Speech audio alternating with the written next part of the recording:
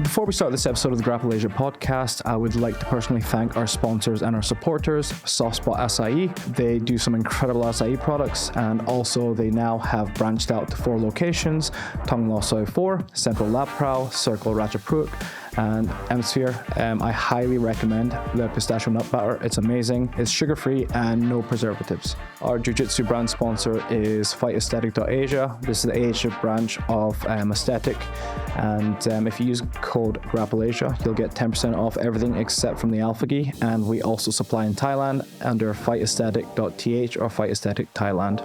They've been around since 2012, first established in the UK, and they've just gone from strength to strength, and I highly recommend all their products. And we have just launched bjjlifestyle.com, and it's an online store where we supply a lot of high quality jiu-jitsu brands, and if you use Grapple Asia 10, you'll get 10% off your first order at bjjlifestyle.com. Thank you. A shout out to our sponsor, Creontes.com, the memetic lifestyle band in grappling and performance sports. They create stylish jiu-jitsu apparel with a twist of humor, and they built quite a cult following and community as well. If you use the discount code Grapple Asia, you'll get 10% off all orders, and give them a follow as well on Chief Creonte. And again, the website name is Creontes.com. So this is Grapple Asia, and this is a friend, nicknamed Pato or Patricio Vergara, and he's a Chilean based out in Vietnam, and he's the co-founder of Arkain Grappling, which is a jiu-jitsu gym in Ho Chi Minh City. So yeah, Patricio, thanks for coming on. Yeah. confetti flying. So. We've been trying to get this podcast going for a while now, eh? Yeah. So where do we start? What initially got you into jiu-jitsu? The most non-martial reason is just like to fight. Yeah. I was 18, something like that, 18, and I went from high school to being a bouncer in a heavy metal type of bar. All right, okay, that's why you and I both like the same music. And I had to fight with like old metalheads and punks and shit, and just that. And I realized that I was pretty good, and I liked the adrenaline. So it's like after a fight, I was like super pumped and like great. But and somehow I was like, okay, so can I get better? Yeah. And I got in contact with one Japanese Jiu-Jitsu. Yeah. And that was the way I started, like Japanese Jiu-Jitsu, MMA. And in that time, like, was Valetudo. Yeah. Like, there's a Japanese guy in Chile. No, it's Japanese Jiu-Jitsu. Yeah. Okay. No problem. Yeah. And then how did you get in? Like, how did that kind of like steer off into Brazilian Jiu-Jitsu? Because I was training in Japanese Jiu-Jitsu and competing and all of it. It's like Jiu-Jitsu with punches, kicks. Okay, so it's like Shuto basically. Yeah, it's like the kumite size of like in the SIA games. Mm-hmm. They have that. Oh, right. Okay. Yeah. The rules are a little bit different. Yeah. The same. Like you can punch, but then when there is grips, you can't punch anymore. Yeah. All right. And it was in one moment I was watching a video of Rodolfo Vieira when he was brown belt, and the Miyaos when they were purple belt, and I was like, why I'm not doing that shit? So I want to do. Why am I doing whatever I'm doing? Yeah. It doesn't look at all like them. So I found a place and I moved to Santiago, Santiago, Chile, and I found a coach. I heel hook him the first class as a white belt in the gi. I bet that pissed him off. Completely smash after that. He's wiped the shit out of me. Yeah. But after that, I just moved to like Jiu-Jitsu. Mm-hmm. Yeah. So how did you end up? Because like we ended up meeting when you're still based in Hong Kong. How did you end up going to Hong Kong? Romantic reasons, of course. I'm a Latino man. Yeah, well, yeah, exactly. So you're very, very hot in love. I'm a Latino human, so because of love, I moved to Hong Kong with my ex, and yeah, she was a fashion designer. Yeah, very cool. She got the opportunity, and she asked me like, "You want to go?" Yeah. I'm like, "Fuck it, why not?" Fuck it. Yeah, fuck it, why not? Exactly, yeah. Chile, I know Chile. Yeah. It's interesting because everyone has their own opinion of Hong Kong. It's very urban, right? Some people seem to enjoy it. Some people really hated it. Like my friend JB, he really didn't like teaching and living there, and he only lasted a few months there. But how did you find living and being there? I think that everything works. Like it's super compact and everything is small. Like the apartments are small. It's super fast and everything. But you can trust that the MTR is gonna be from one part to the other part, and it's gonna take you 12 minutes, and walking is like 5 minutes, and everything is covered. And even if it's raining, everything is like protected in the main areas. It's just easy. Yeah, it's just easy, and it's very friendly. Like in some things. Yeah. Right. But and it's a lot of people. There is money in Hong Kong. Well, it's a financial city. Yeah. Yeah. They were like in that time I was in a study saying that one every 6 persons were like a rich person. Yeah. Like they own like $1 million. And they were like 1 every 6. Okay, that's a lot. Yeah. So the quality of the jiu-jitsu you can take because of like you can pay it. Like you can bring Andre Galvao. Yeah. When in Chile, like you don't bring it because it's just too expensive. I feel like it's not like that as much anymore. I feel like Singapore is the place where most of the guys, like the high-end guys, come for seminars, right? In that time. But at that time, yeah, there was a lot of guys coming into Hong Kong. And now Singapore. Yeah. Singapore, Thailand. Thailand is doing it. Phuket, I would say. Yeah. And the obviously Phuket, the pricing that you can charge is obviously because it's like all holiday people coming in. So like Bali, Phuket, those are like perfect places for people to come and do camps and stuff like that. But like Bangkok, the main city is like Indonesia. People don't really want to travel into the urban areas and do seminars. If it's a little bit of extra cash that they make in transit, it's completely fine. But most of the time they'll go down to Phuket for the seminars basically because they can charge like a pretty exorbitant price basically. Yeah. Interesting. Yeah. So, for example, what I really liked is if there's someone going to Phuket, I'll just ask them very casually, are you guys going to stop by in Bangkok? Okay, you can do a seminar, but obviously Bangkok prices are completely different. We can charge X amount. We guarantee you this amount of people coming in for the seminar. Why don't you guys want to do do you guys want to do a podcast in between? So that's how I got Kamil and Shazinski. Yeah, they're super cool guys though. Yeah. Yeah. Nice. Yeah. Yeah.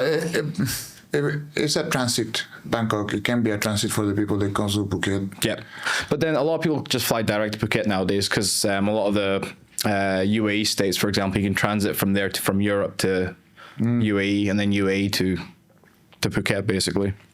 Interesting. Yeah. So it just depends. But yeah, Bangkok in general for seminars. But you at least you here you can have like Mikey Musumesi coming to train a lot. One FC is doing a lot in like the Lumpini. Yeah, exactly. And so they'll come in for the grappling matches, but when they come in, they're not really thinking about making money because they're so focused on the match. Obviously, they'll train, and if they know people, they'll come in and train at our gym. Obviously, but in terms of seminars and stuff like that, they're not really thinking about that because they're going to make a crap ton of money like fighting on the ring. Exactly. So. But you as a gym owner, of course, you're not making a seminar for the academy, but you get also, training. But you as a grappler, is that you have the opportunity to keep continuously getting good jiu-jitsu. Yeah, exactly. Yeah, that's good in itself. And then obviously, a lot of people are moving. I don't know if you've noticed, but a lot of people in Europe, they're moving over to Asia now because. Yeah, because Europe's not as safe as it used to be, let's say. It's not that fun, and it's not going to get fun in a few years. But I feel like problems with or comparison with Vietnam is like Vietnam is still like in develop, so the prices are not. You can you can't pay $100 US for a seminar. Yeah, right. I don't know if you can pay $100 US here. We usually charge anywhere between 1,000 baht to 1,500 baht. So that's roughly about maybe $30 to $50. $50. They're okay with it, to be honest. And if they just see it as like a little bit extra, $50 is a good price. It's reasonable. But you can charge that in Vietnam. No, probably not. No, not at the moment. No. Yeah. So. In comparison, like with Chile, Chile now because Chile is a little bit more advanced than Vietnam, the development of Jiu-Jitsu. So I think that Thailand is here, Chile is here, Vietnamese here. Right. So in Chile, you can already charge like $50 for a seminar, or like a little bit more for a camp. So you're now based in Vietnam. You left Hong Kong. Yes. Yeah. Back to Chile before the pandemic. Yeah. Then I stayed for the whole pandemic in the south. It's better to be home though, right? Probably. Yeah, but still, I moved way more to the south where Nico is. Yeah. In the same city of Nico. So then I got to train with him and the people of the island. Good atmosphere. It's probably one of my favorite places to be. Yeah. If I want to visit South America, I'd need to take 2 weeks off at least, right? A month. A month, really? Yeah. A month, because every country has its own thing. Yeah. Like if it's only for jiu-jitsu, there is a few countries that you will have less expectations. But like if it's in general, like you will need for South America, like for a good trip, 3 months. For a fast trip, 1 month. For 2-3 countries, 2 weeks. Yeah.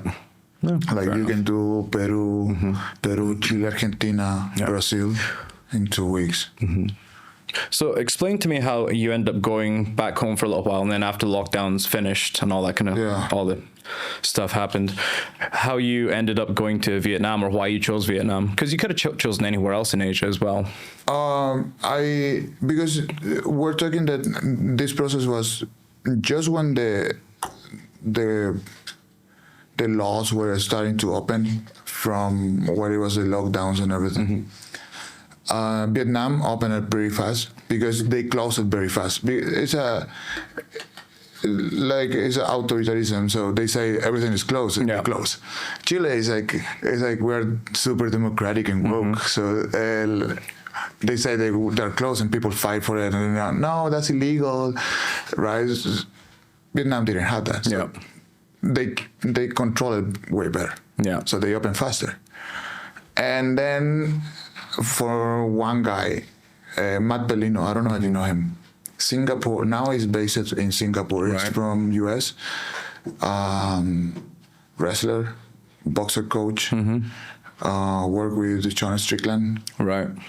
And another guy, I don't remember the name. But he's very close friend of Mr. Bao, who's the owner of Saigon Sport Club. And they was needing a black belt. Yeah. He just got Luc Rousseau. Luc Rousseau is a French dude, heavyweight. Yeah. And he was there, and then they contact me. Yeah. They asked me like, are you a black belt? Yes. Do you like to come to Vietnam? Yes. Yeah. The conversation was super ridiculously fast. Yeah. Okay. And how much you paying? Okay. And this is do you give me like 2 tickets back and forth? And, no, just one. Yeah. Coming in. And I'm like, okay, so this is just like free jumping. Yeah. Let's do it. Fair enough. And I just landed like 3 years ago in Vietnam. Yeah. And how long were you at Saigon Sports Club for? Like 7-8 months. Yeah. You just decided to go alone, basically. Yeah, there was like, I think that with all the vision that they have as a business, I dig it. It's like I can do that. But in one moment, I just typical thing. You never had problems with the one that hires you, or the one you always have problem with the middleman or someone that is in the middle. Yeah, And I'm really trying to create like linear relationships where we're all technically like this. You need me as much as I need you. Yeah. You're paying me for my time, but I'm doing my thing. Yeah. It's a really strange one, because the owners are kind of just like, okay, they get someone else to hire you, and then that person's kind of like in charge of you, and then you start building what you're supposed to be building. But at the same time, when it comes to middlemen, they don't really have a lot of power. They don't have a lot of responsibility, but they want to feel important. So they're going to try and dictate what you do as well, and they'll have their own vision. But the problem is those middlemen usually end up being like blue belts at best, and then they're just trying to dictate to a black belt how to coach, how to teach, how they like to run things as well. I've seen it countless times when people get hired and just the middle management really gets in the way of them. How much gossip can I say? You can say as much as you want. It's completely fine. Cool. One day, no. But the thing is that, like, the head of the company is like, till this day, I say hello. Yeah. No problem. He has, because of him, the community of Jiu-Jitsu has grown. We need someone that actually brings a coach. Yes, exactly. Right. Middleman is a problem. Yeah. Yeah. You cannot teach. Yeah. One time they told me, like, you teach too much. And I'm like, what? Yeah, you teach too much. You should teach less so the people pay privates. Yeah. And I'm like, okay, this is so immoral in so many ways into like what it is for me to teach. But okay, cool, whatever, Mr. Middleman. Yeah, exactly. And I'm like, yeah, but then the numbers says that the people stays. People go there and then they like the fact that you are actually teaching them. Yeah. I mean, at the end of the day, it's not only just like teaching jiu-jitsu as well, right? It's your personality that comes through, and that's what people tend to follow as well, right? I mean, there needs to be a certain amount of you being able to beat people, a certain amount of your ability to teach as well. I mean, they got to like you at the end of the day, because you are selling yourself. So if you could be an incredible coach, but if they don't like you, they're not going to fucking listen to you, you know? Pear and a stick. Yeah. And you need to be both. Yeah. Yeah. Like are we going by the questions like in order? No, not at all. We can pivot anywhere, go any direction we want. Okay. I have this as a kind of like, I have the questions set up as a spine, and then all we do is just we flow any way you want. So we go, yeah, because you were saying like in one of the, like, how is it you think that about the classes? Yeah, and teaching is boring. Teaching is fucking boring, and it's not allowed to slap people. Yeah. You used to slap people. You should be able to slap. You should, yeah. You should sometimes, yeah. Certain students, you feel, yeah. You 3 times, get the fucking underhook, and I told you move your right arm, and then you move your leg. You're fucking stupid. But I'm not gonna tell it to you. You can read it on my face. Yeah. You can read it on my face. You will be the disappointment. Yeah. But so how can I not get bored is because I have been thinking into teaching how people does stand-up comedy. There is a wave of Chilean stand-up Chilean comedians, and they work around 4 to 5 days a week. Yeah. And that's a lot when you're going to just tell the same jokes. Yeah, it's a routine. Yeah, so they have a routine. It's almost like a track list, like if you're doing like a concert, for example. Exactly. Yeah. So they have a set list of jokes, and they have to say it. So, but they have to sell tickets every day. Yeah. And the effect that they're creating is that people goes like every week you will repeat the show. Yeah. Why? Because they change it in between. Because they have a certain strategy, but then because of someone this and someone that, something happened, and they just go adapting. So in the same thing, I think about classes. It's like, it's an interaction. Yes. It's not a monologue. No. It's not me going to tell you what to do and whatever. Like, bro. You have to work off of your audience, basically. Exactly. Yeah. So we did, at the beginning, it was a little difficult because I ask a lot of interaction with the people when I'm teaching. And people is shy. Yeah. So during the time, I try and error. And a lot of borders just pass with my jokes. It was like, oh, that was a little too much.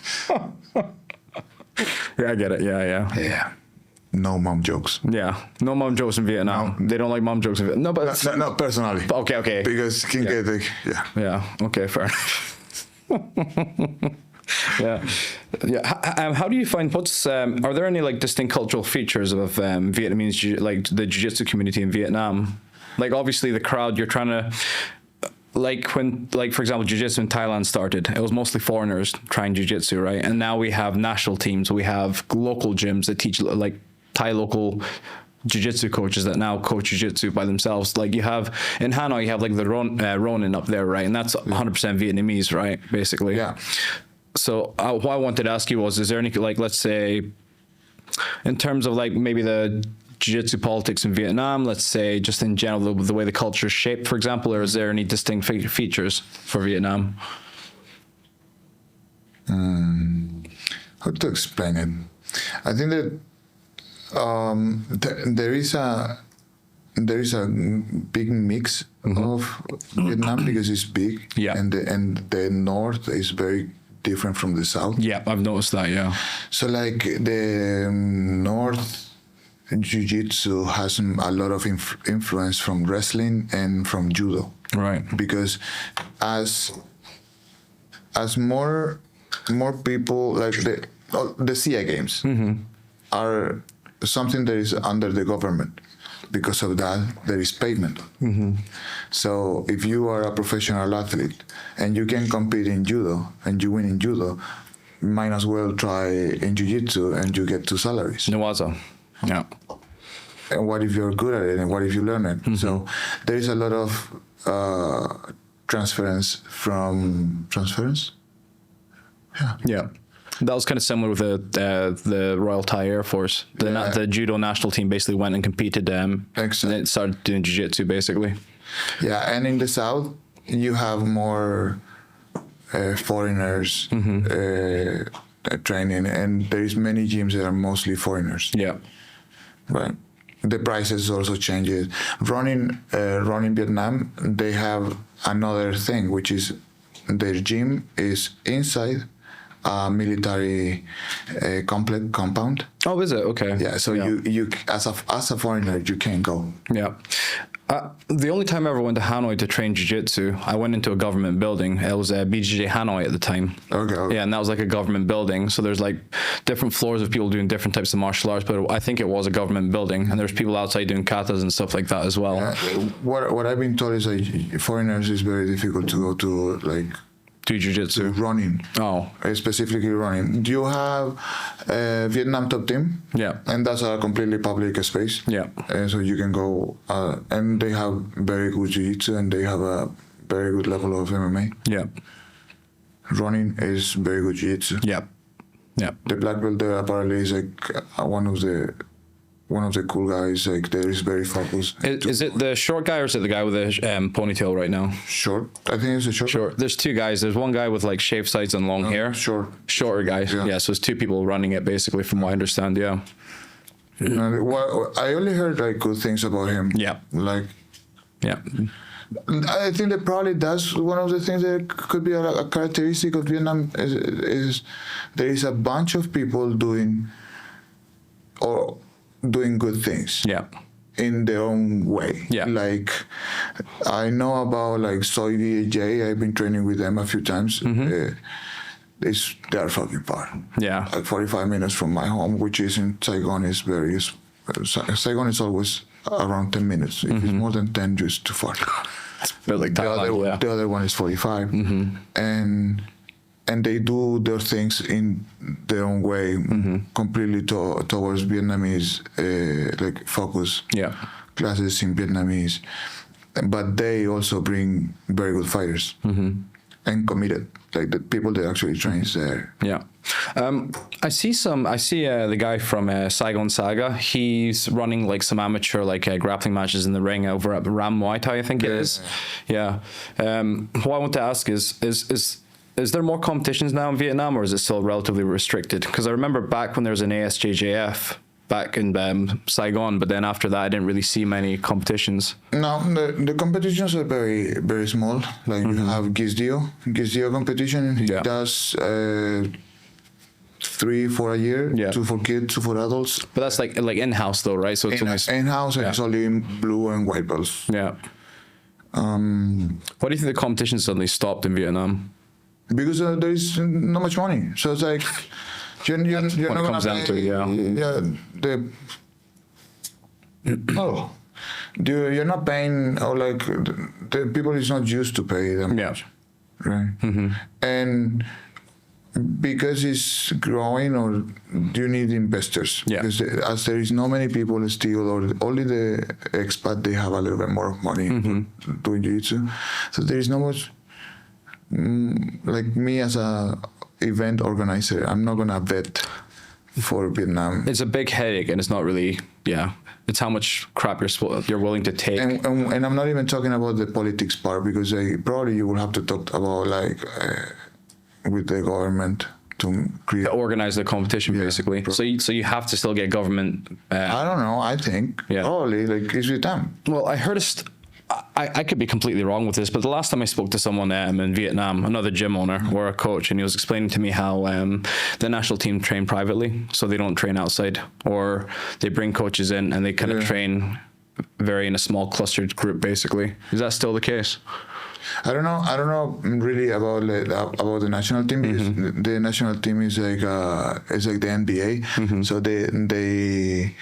they somehow they draft people. So if you're good and I live like very far, I can still, like, if I'm in, I don't know, Phuket, I can still hire you for Phuket, and then you will have to compete under the name. It doesn't matter. It's about the localities. Yeah.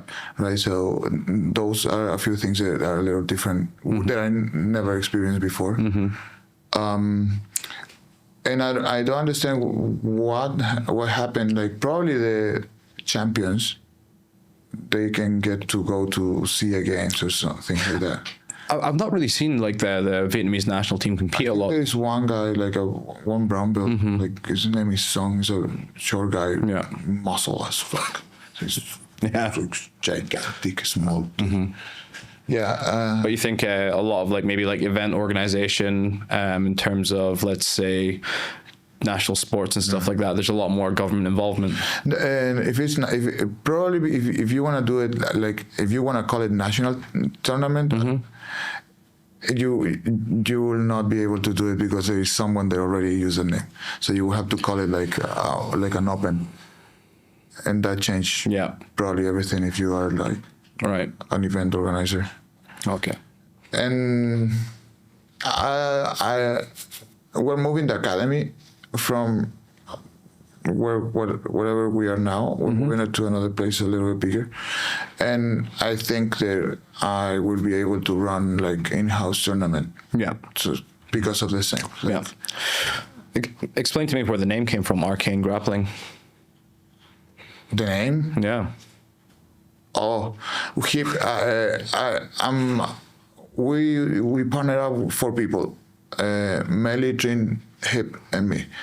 Melly, Melly he has other plans and he's not gonna stay in the country, so now we're 3. Yeah.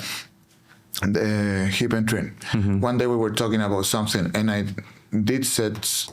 said something like very philosophical, probably because of the cannabis. Yeah. But I said something very philosophical in WhatsApp, and he texts me back like, "Oh shit, oh man, that is very arcane." And I'm like, that sounds cool. Yeah. Arcane. Yeah. Arcanist. That's very arcanist. And I'm like, what is that? And we started looking on the word. And an arcanist is someone that there is 2 things. Is one that works with clay. So it's the art of doing clay pots and the art of teaching. An arcanist is someone that teach the art of doing clay pots, which apparently is very hard. Yeah. Whatever. Yeah. So, how's it been living and coaching in Vietnam? I mean, obviously at one point you're hired as a coach working in Saigon Sports Club, and now you're one of the co-founders of your own gym. Obviously being your owner, being your own boss, basically, there is less headaches when it comes to working with middle management, obviously. But yeah. I think that because of the trifecta that we're doing with Hip and Trin, it's like we all know in which side are we good. So I told them, like, I'm not good in messaging. So if you want me to message the people to tell them like that you are late in your payment, like it's gonna be very difficult for me. If you cover that part, like we're good. Like I will teach 7 classes a day. I don't give a fuck. Yeah. I can do it. I'm doing happy. Just don't make me do the admin shit. Oh fuck no, please. Like yes, then that's the things. I can teach 5 classes, no problem. And my energy is gonna be like relatively. Yeah. Why don't you use like a gym management software? There's plenty of them out there right now. No, we're too new. Yeah. So we don't actually need it.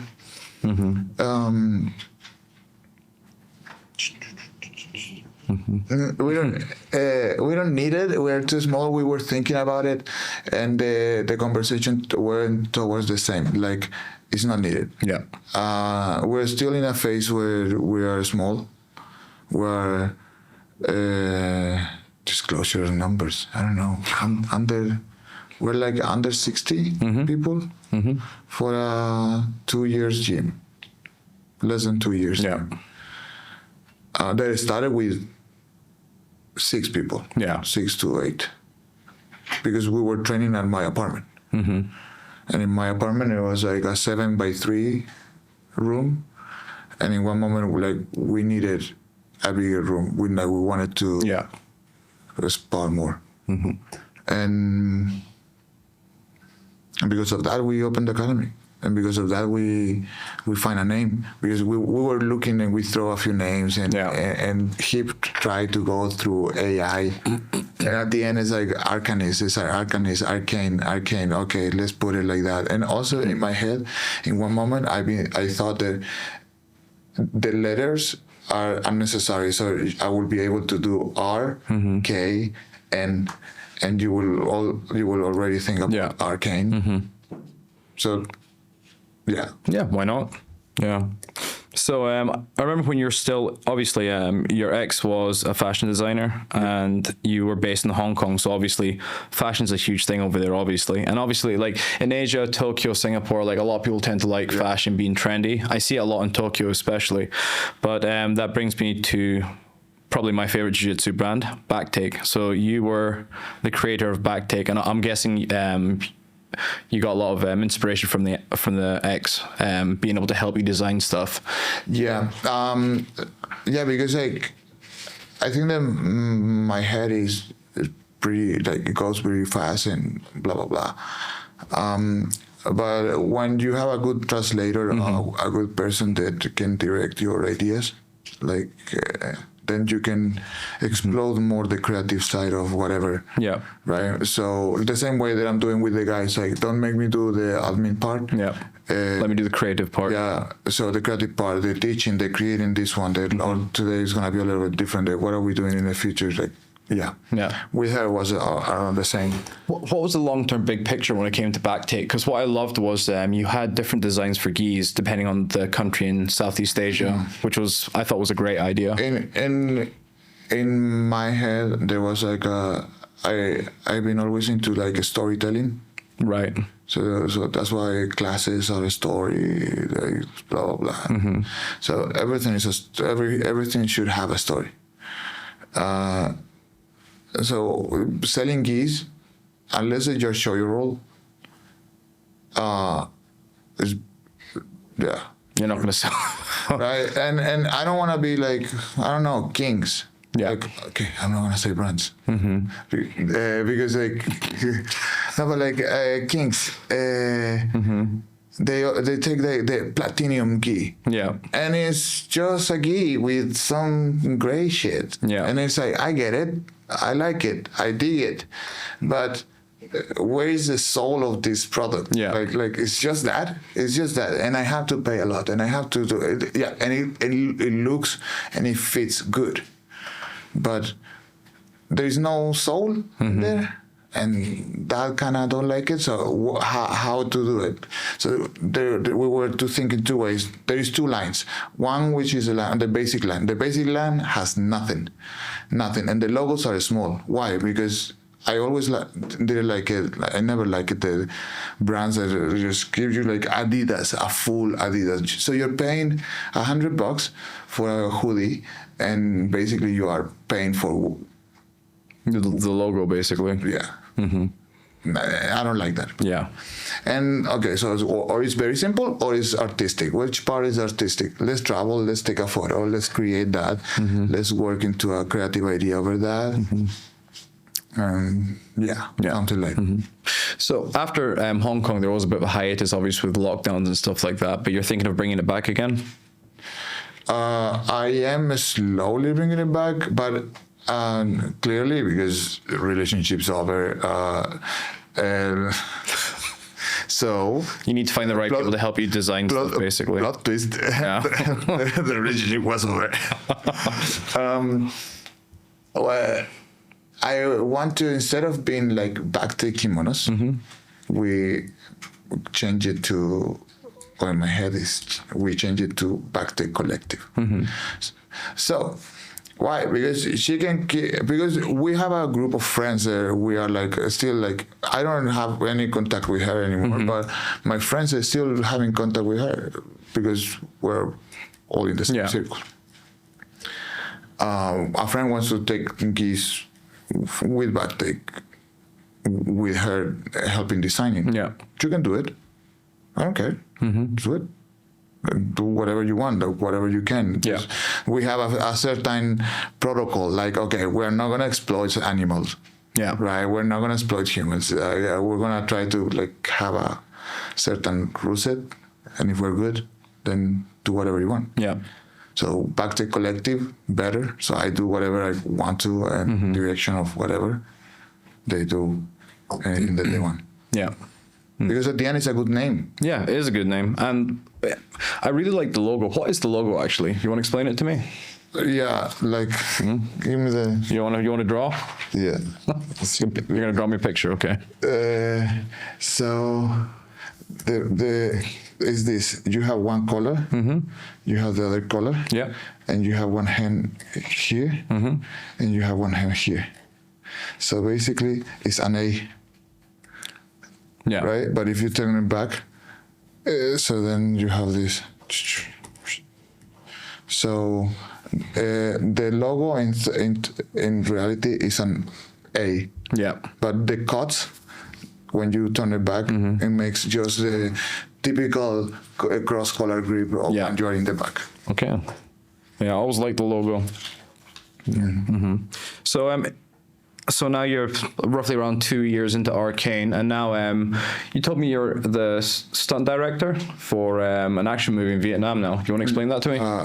Action director? Action director, yeah. I don't know how I got there. It's like, Zach, the guy from Zach Crush, Saigon Saga. Yeah, shout out to Zach. Hopefully, I'll meet him one day. We can do a podcast together. Invite him. He's very good. Yeah. Good. He loves to talk. I like having meaningful conversations. What I don't like is conversations where people can just keep talking for no reason. No, it's very good. It's very good. And I don't know, American. They're very good in talking. Yeah, yeah. He introduced me to someone because they were looking for people that can help them with fighting direction in one specific scene. And when we had a coffee and they asked me like what was my background, and I said like the martial arts that I practiced during the time, because before starting Japanese Jiu-Jitsu, I did I don't know, 1 month of jiu-jitsu when I was 16. I did kendo, I did kempo, karate, sanda, all of that when I was kid, boxing, because my grandpa was like a boxing fan. So since kid, he was like, put your hands up. So because of that, they were like, okay, so basically you can help us to not just grapple, because punching is different, right? And I always been technical, so I learned the technique, so I never forget like how to throw a punch in different styles, like Japanese karate, punch is different than a Thai. Yeah. They have different movements. Because of that, we got towards the movie. It's in the feature movie. And the guy is a recognized actor. He's like 48, and now he's doing a movie that requires 8 action scenes. And I'm in there developing choreographies, creating like, I don't know, how many people you want to fight? And then you tell me like, I want to fight 3. Okay. They have guns or what? Because you're and somehow you have in your head you have an image of something, or you want something, but you don't know what it is. So my work as a creative, which I think that's my work, is like being creative. Yeah. In general and in different places when I'm doing is being creative. So say, okay, tell me what you want. Okay, you want to fight? Okay, how many people? If you tell me I don't know, then the fuck, man. Yeah. No. I get a lot. Yeah, like a lot, like 20, a lot, like 8. Oh, no, a lot, like 3. Okay, 3 against 1. Okay. They have something, like guns, just to make some parameters. And from there, I start creating. Yeah. Oh, we're fighting in a kitchen. Okay. This is everything that I have in a kitchen. I work in a restaurant for many years. Yeah. It's like, I know what is in a kitchen. Yeah. No, fair enough. And has been working good. Yeah. And so obviously with fight scenes, you have to make it a little bit more, let's say, I guess the word I'm looking for is flamboyant, right? So a real fight's going to be very small. Well, it's going to be a very minimal movement. It's going to be very brutal and very fast if it's a real engagement, for example. Yeah. But obviously when it comes to an action film, you got to be swinging, flipping, yes, back rolling, all that kind of stuff, right? Yeah. Yeah, like in a street fight, I will grab, like, it depends. We're in a bar, I will grab whatever is close and I will smash it into your face. I don't give a fuck. Yeah. And that's it, and the fight is over. And maybe you will have one more friend that I will punch it, or I will hit it with my head, like I will headbutt. And that's it. The third one will not like to fight. No. And it's 2025. Who fights? Yeah, it's true. It's like, unless you're extremely drunk and very, very just. Yeah, then it's 50% my responsibility, because it's like, why I'm there? Yeah. Like, I should be on my home resting. Like, I'm tired. Yeah. Yeah, that's a good point. Yeah. Okay. So another question I wanted to ask is, you're going to be moving to a new location. Which district is it in Vietnam? District 7. Okay. Everything is District 7. I kind of like that district. Right. What is it about District 7 in Vietnam, Ho Chi Minh City, that you like so much? It's still Vietnamese. Like, I still feel it like... Good local feel to it. Yeah. You still have those Sinto places, or like some good places to eat, or to I don't know, just common. Yeah. When I go to District 1, it's 2 buildings everywhere. When you go to District 2, it's 2 white. I can say that. You can say it, yeah, it's okay. I'm Latino, so it's like... All right. Yeah. And you said that you wanted to kind of focus more on children, like teaching kids. Yeah. You've actually said that to me in dialogue a few times now. You prefer coaching kids than you do adults. Yeah. Yeah. Definitely. Why? Because equally stupid. An adult and a kid, they're the same. Like, they will suffer the same thing. Oh, the kids cannot concentrate. Have you tried to teach adults? And they're like this. And then sometimes you're teaching, and there's one guy that you know that is like, he's zoom out. He's not paying attention to you. And you're looking at him, you're like this. And he's like, 1, 2, and he just, and then you keep looking at him, and then it's like, what the fuck? Yeah. They don't catch it. Yeah. So it's difficult. Same difficult. So, but the kids is only 1 hour class. Yeah. They pay almost the same. And after they finish the class, like first they arrive 5 minutes early. They don't need to arrive half an hour, and they don't talk. Yeah. So they come 5 minutes early. They say hello, and they train. Then goodbye, and they leave. Yeah. Then 5 minutes later, they're finished. how long it takes you to kick the people out after training at night. Yeah, it takes a while. On Friday. Yeah, Friday night especially. Yeah, it's always really difficult. But then, yeah. 10 p.m. 10:30. No, it's not that bad. No, it's like it's 1 hour class, then 1 hour sparring, and then it's like get in the shower, get out, basically. Yeah, it's not too bad. But yeah, but it's also what I like, and that's why I want to focus in kids, because if I have to, let's say you want an academy of 300 people and do good amount of money and create a lot of projects and help a lot of people. If the 300 is so much, let's say 100.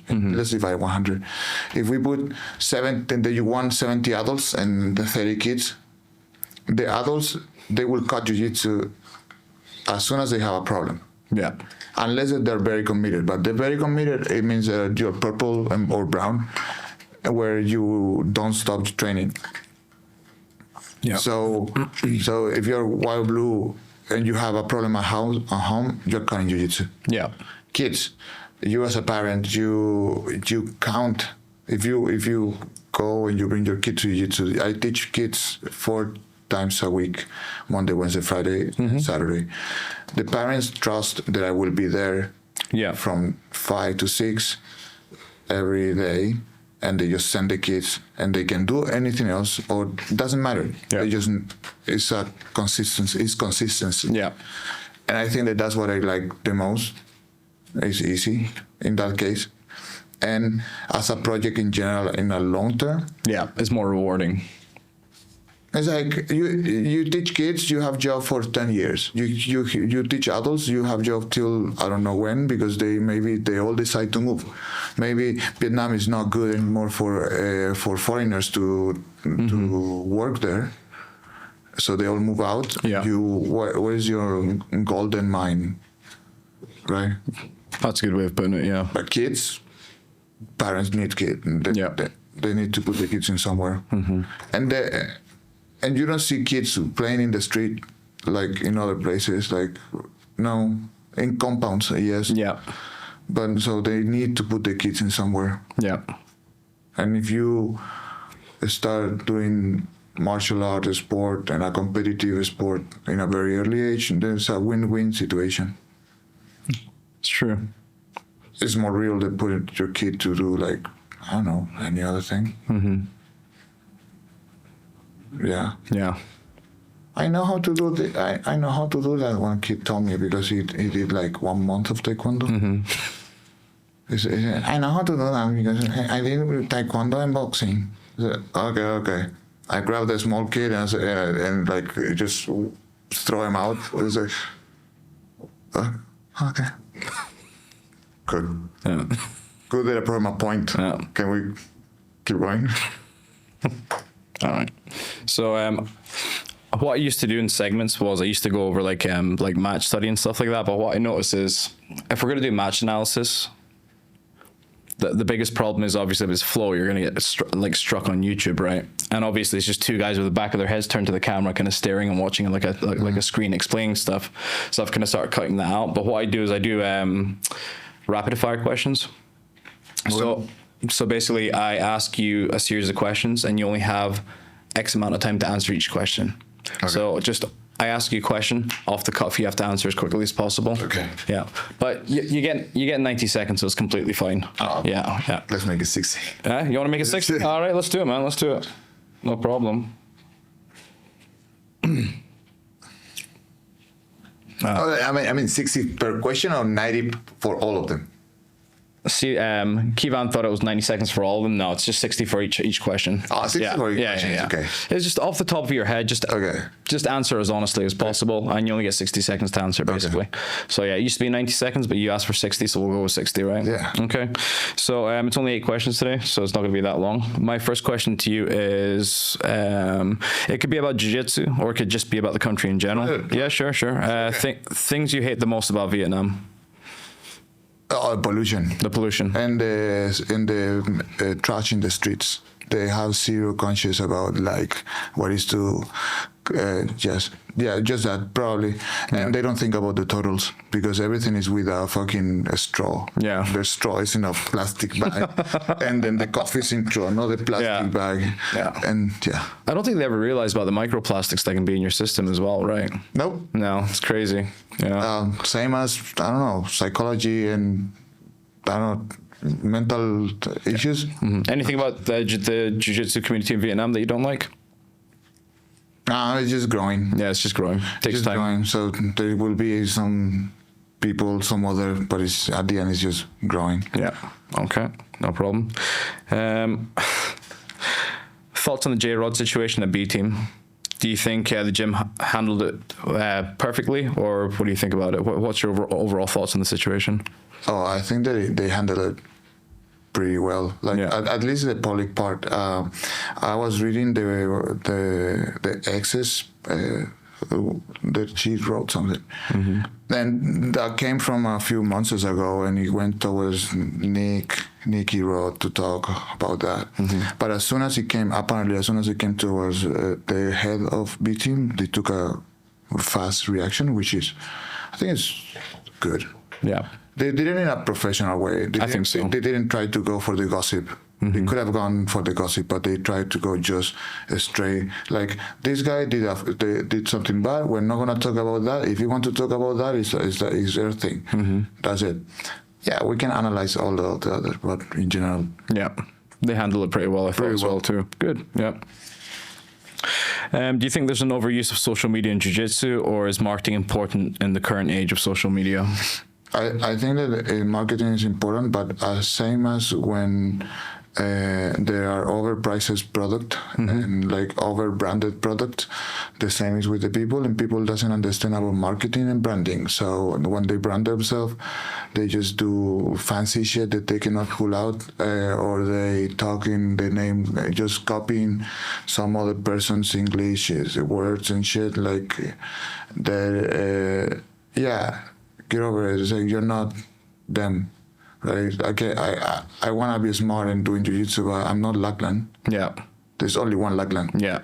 Right? So, yeah, I think that the problem on the social media is a little bit too fake, but it's like everything. Yeah.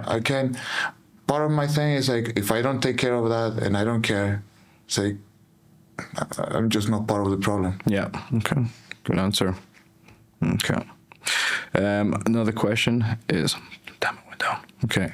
So what do you think is a negative trend in jiu-jitsu affecting the community? A trend? Yeah. Affecting the community? Yeah. This whole talk about gi is better than nogi, or nogi is better than gi and shit. It's like, and it's not even because I've been into this for too long, because I've been training for 12 years, and from the whole time, it was like the problem of like great. That's why no one liked it, then Planet Jiu-Jitsu in the beginning, because of the gi in the nogi.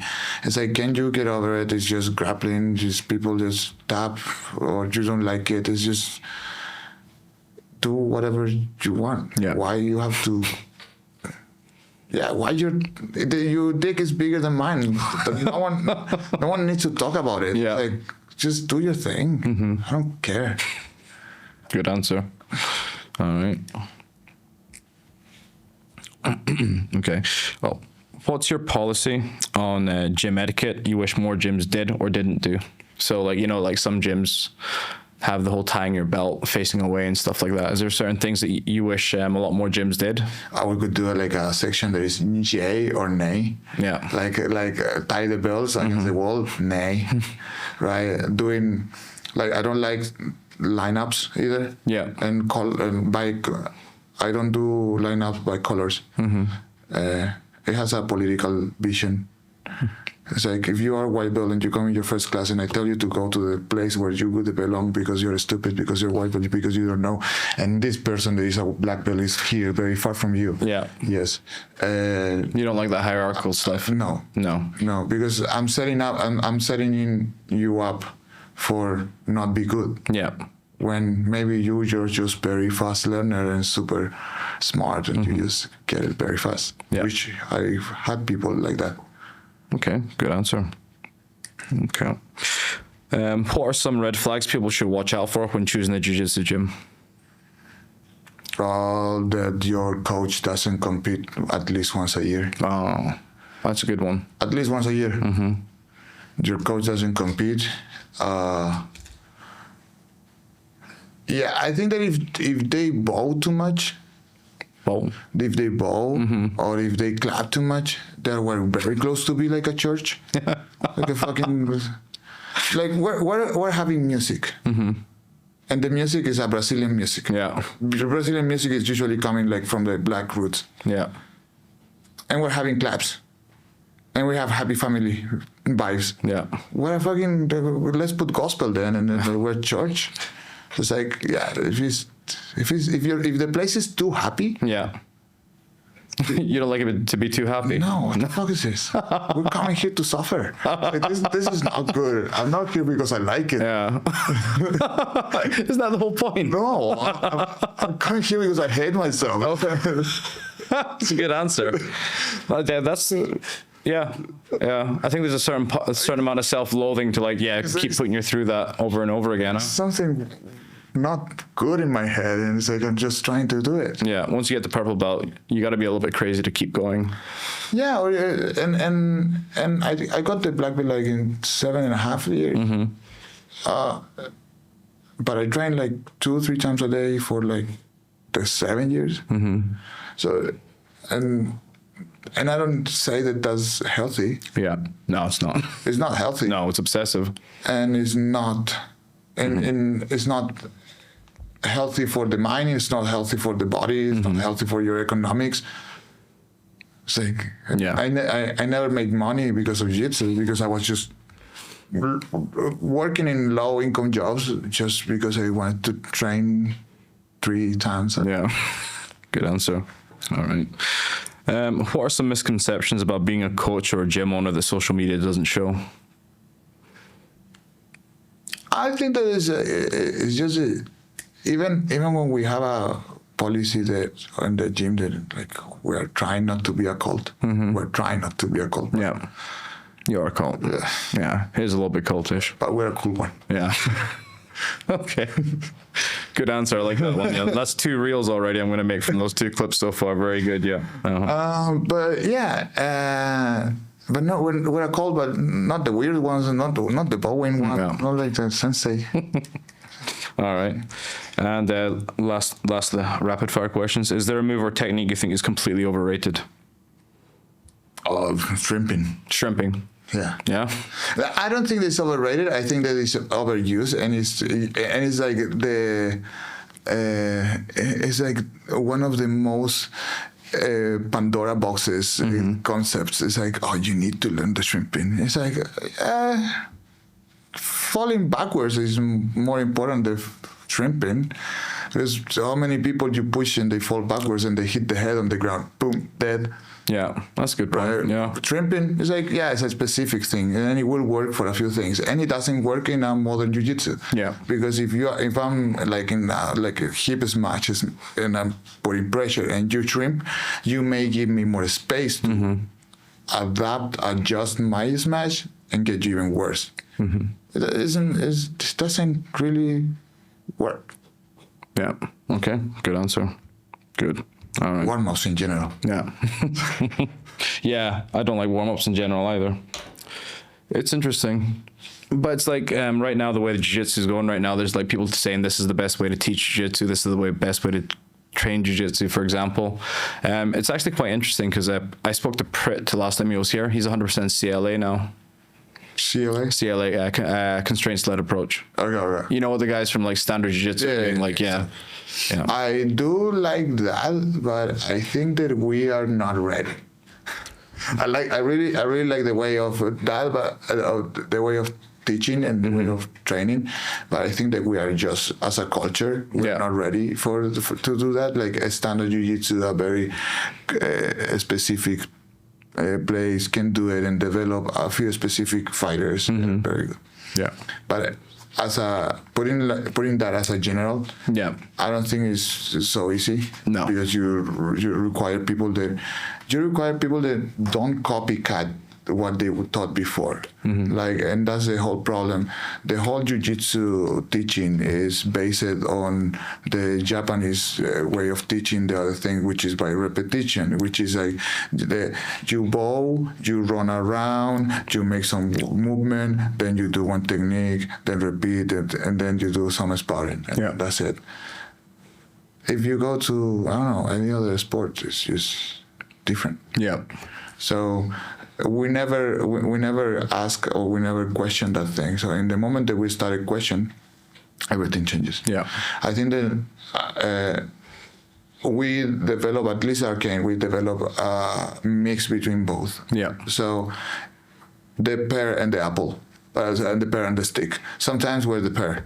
And we are very open-minded, very like concept-based type of thing. Like, okay, I'm gonna try to get my hooks. Don't let me get my hooks and all of that.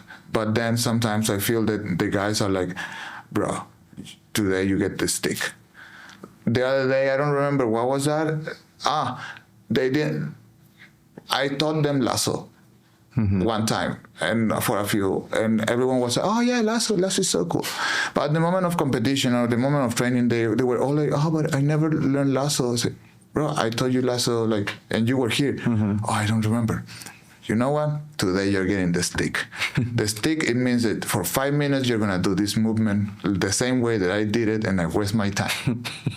When I was a, I don't know, blue belt, like the typical lasso in, lasso out, move the hip, lasso in, lasso out, like that for 5 minutes, and they were all bored. Yeah, I told them like, okay, now you remember?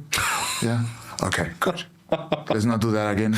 Yeah, yeah, that's good. That's good. So it's a mix, I think. Yeah. It depends on the atmosphere and the energy of the crowd, like crowd work, right? You've got to kind of match the same energy as the students in the class. Sometimes you have to bring the energy up, sometimes you have to bring the energy down, and it all just depends on how close you are to, like, let's say. And in Vietnam, we are in this phase of having older grapplers. Yeah. So we're still not in the phase of having, like, young athletes that much. Yeah. Like, there's no many. I've seen a lot of people training from here, like in at least the contacts that I have from Arete, like how many young athletes you are having, like young faces. I see like, oh, that guy is of course it's less than 25. Yeah. And he looks like jacked and he's training. Like, yeah, we don't have that much because the pursuit of jiu-jitsu is not that good yet. In a few years, yeah, it will be good. Okay. Yeah. Okay. So I usually ask a few questions right at the end. Usually just the same ones. What's next for you? Any big plans or projects for the future? Big plans? Not really. Just keep going. You know how much it took me to get to a point of like being in my comfort zone? Yeah. And now you're trying to ask me if I want to get out from there? Don't give me a break. Let me enjoy this moment. But somehow, like, it's never in a comfort zone because there's always something that happens. Like I was super good in the classes and I have another group of kids that I'm teaching besides Arkain, I'm teaching in another place. Then is a movie, then is the other thing. So it's always coming. There is a competition. Like the guys from the academy are starting to go to nationals. So like it's another thing. So there is always something coming. I just don't need to push it. In this moment, I'm in this part where I know that I'm doing good. I know that I can do better. But if I keep doing this with the same energy, from here to like 10 years, I think there will be a good moment to say like, okay, now we can settle. Now we can move to another place, or now we can decide something else. But for now, whatever I'm doing is time. Like the academy, I cannot say that the academy did good if it's the second year. How many years has been Arete open? Over 10 years. Right. And he has been growing from being the same group of crazy people training to be an academy for more than 100 students. So it's like the whole process. Yeah. I'm in the first stage. Yeah. I don't wanna burn it out saying like, oh no, we're doing this and we're gonna be the best academy in the country. Like, I don't care. Right now, I care to have a stable academy. Yeah. Doesn't get burned in the way.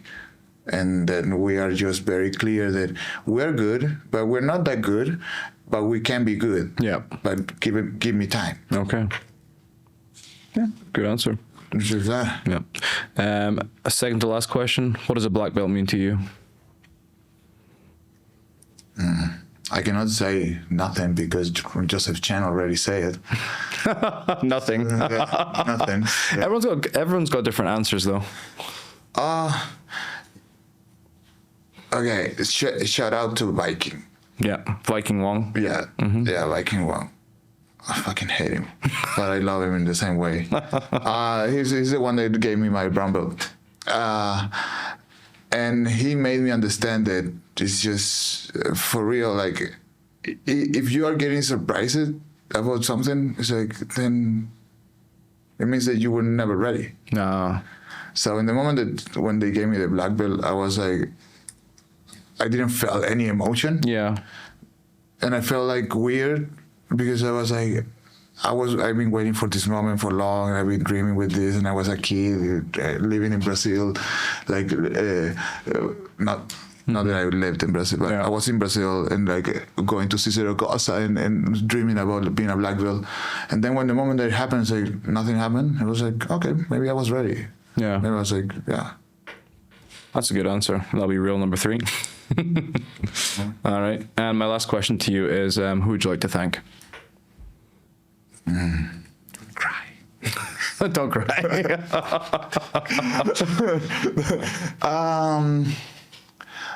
To the people that trusted and believe in me, like, and somehow I do understand that I have a complex way of thinking.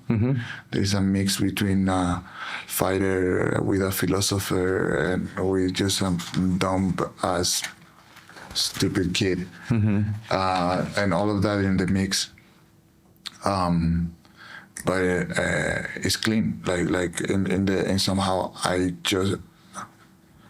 I'm trying to do good things. Yeah. In general. Yeah. Like so.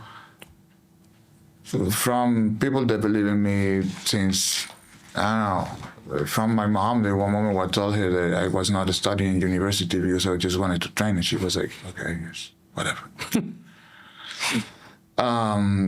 To the people like they believe in me to build Arkain, right? Which is like the guys that did it, now they're purple and blue, and the way that it's like I'm super obsessed, and sometimes they were like, okay, let's try to do this. At least we will have a space to train for like 6 months. If we don't get the students, we're gonna be open for 6 to 8 months. So and still like for the money that your investment and all of that, we're doing good. Yeah. And I'm like, the fuck that we're failing. We're not doing it. Yeah. It's like, okay, why are you so sure?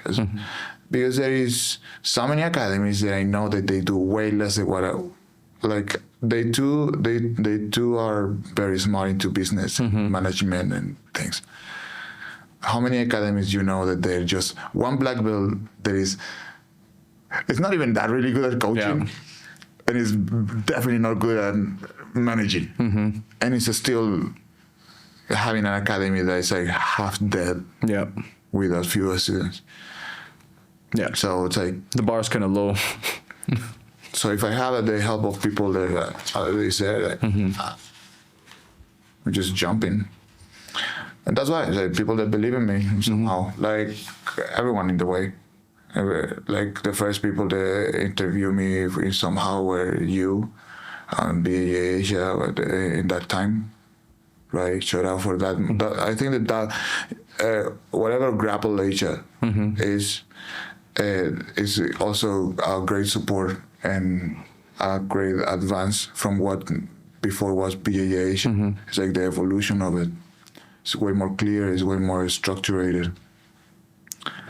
And you're doing this, so it's also thank you, because somehow you're believing. Yeah.